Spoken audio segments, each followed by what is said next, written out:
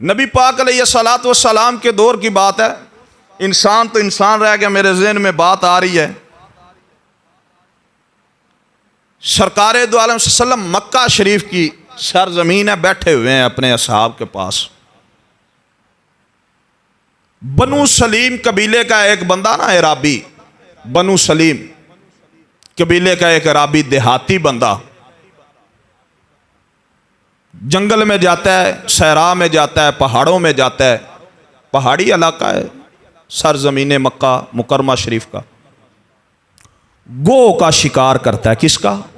گو کا شکار کر کے تو اپنی بغل کے نیچے دے لیتا ہے، پکڑ لیتا ہے، باندھ لیتا ہے، جیسے بھی اس نے کیا، جو بھی اس کے پاس چیز تھی لے کر اس گلی سے اس طرف سے گزرا جس جگہ پہ مصطفیٰ صلی اللہ علیہ وسلم کے پروانے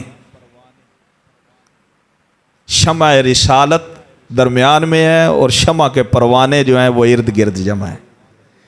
جس جگہ پہ شمع ہو تو پروانے تو ارد گرد ہوتے ہیں نا، آپ کو پتہ ہے نا، جب لائٹ جل رہی ہو، دیا روشن ہو تو اس کے ارد گرد پروانے ہوتے ہیں جی، اس کے آس پاس پروانے چکر کاٹتے ہیں، طواف کرتے ہیں۔ تو سرکار دو عالم صلی اللہ علیہ وسلم شمع رسالت بیٹھے ہوئے ہیں، تو ارد گرد چار چفیرے ہر طرف پروانے بیٹھے ہوئے ہیں، باتیں ہو رہی ہیں، سرکار صلی اللہ علیہ وسلم گفتگو فرما رہے ہیں، مکی دور ہے، ابھی وہ اتنا اعلی اعلان ایمان کی باتیں یا لوگ دشمن ہیں نہیں ہو رہی، ابھی وہ مدینے والا زور نہیں ہے۔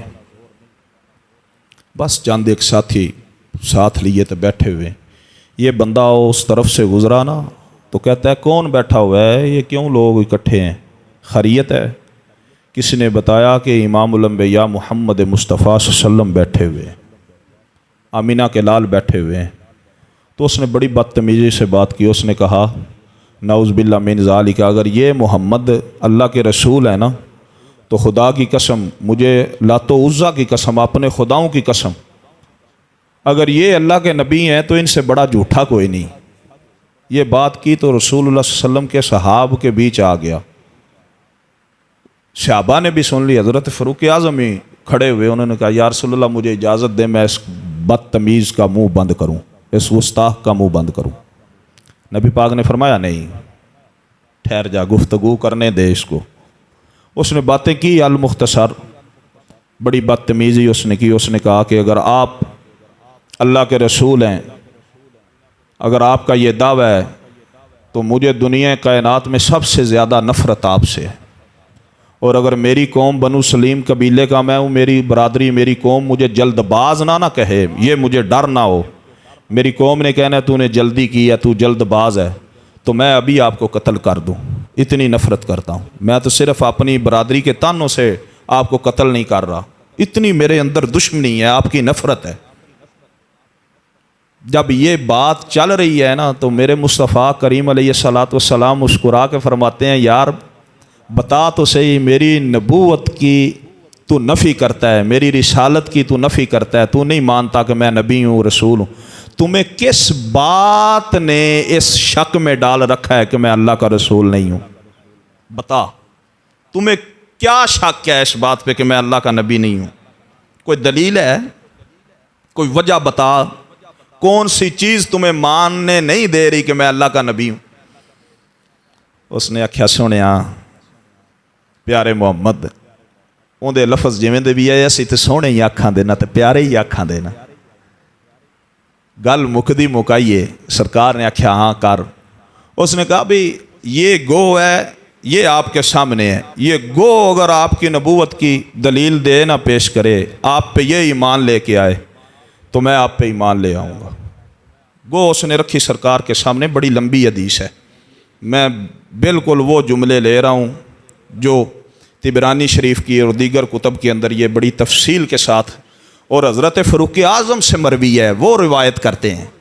حضرت فاروق اعظم اس مجلس میں موجود ہیں، یہ سارا واقعہ ان کی آنکھوں کے سامنے ہوتا ہے، اور وہ حدیث بھی وہی روایت کرتے ہیں، ان سے مروی ہے، عمر بن خطاب رضی اللہ تعالیٰ عنہ سے۔ سرکار نے فرمایا بتا کون سی چیز تمہیں جو ہے وہ میری نبوت کے خلاف کر رہی ہے؟ اس نے کہا چھوڑیں آپ، یہ گو ہے. یہ آپ کی رسالت پہ ایمان لے کے آئے, آپ کی نبوت پہ ایمان لے کے آئے تو میں مان جاؤں گا, میں بھی ایمان لے آؤں گا. امام الانبیاء سرور کائنات علیہ الصلوۃ والسلام نے عربی زبان میں گو سے بات کی. خدا کی قسم کہتے ہیں صحابہ اتنی عربی ہم پلے جمے مکہ المکرمہ شریف کی وادیوں میں, ہم نے سانس لی, ہماری بول چال ہی وہ تھی, سب کچھ, ہم فصاحت و بلاغت کے بادشاہ تھے. ہم شاعر بھی صحابہ بیچ میں تھے جن کی عربی زبان, پنجابی میں جو پلتا ہے بچہ اس کو پنجابی سکھانے کی ضرورت ہوتی ہے؟ نہیں ہوتی. جو ہماری زبان اردو ہے تو ہمیں اردو ویسے ہی آئے گی, نہ بھی پڑھے نہ بھی اسکول جائیں. اگر ہمارے گرد و نواح کے لوگ اردو بولیں, ہمارے ماں باپ, ہمارے بہن بھائی, ہمارے گھر میں اردو بولی جائے تو ہم اردو سیکھ جائیں گے بولنا, اگر اسکول نہ بھی جائیں.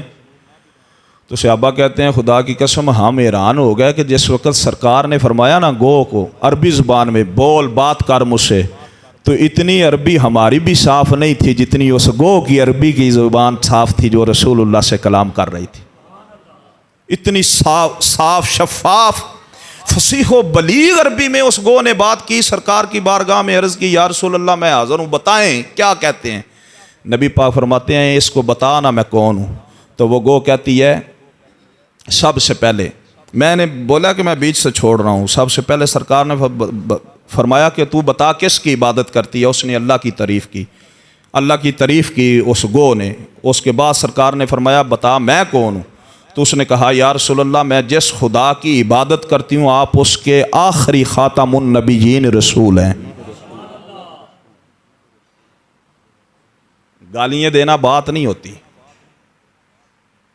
بات دلیل سے ہوتی ہے, دلائل مضبوط ہونے چاہیے. مجھے ایمان سے قرآن سے بتائیں. بندہ اعلیٰ سے اعلیٰ کرسی پہ بھی بیٹھا ہوا ہو, بڑی سے بڑے کرسی پہ عہدے پہ بیٹھا ہو, پڑھنے والا لا الہ الا اللہ محمد الرسول اللہ, اللہ سب کو نصیب کرے. دعویٰ بھی یہ ہو کہ میں بہت پڑھا لکھا ہوا آدمی ہوں, میرے نیچے 28 کروڑ 25 کروڑ 26 کروڑ مسلمان ہیں, 25-26 کروڑ باشندے ہیں جن کے فیصلے میں کرتا ہوں, میں اتنا قابل اتنا ذہین ہوں, اور پھر اس کو ختم نبوت صلی اللہ علیہ وسلم کے مسئلے کی سمجھ نہ آئے تو آپ کا کیا گمان ہے وہ شخص اس قابل ہے کہ مسلمانوں کی اس کو سرداری دی جائے؟ وہ تو اس گو سے جانور سے بھی بدتر اور ذلیل انسان ہے جس کو ختم نبوت صلی اللہ علیہ وسلم کے مسئلے میں شک اور شبہ ہے. چلو میں اس سے آگے کی بات آپ کو سناتا ہوں.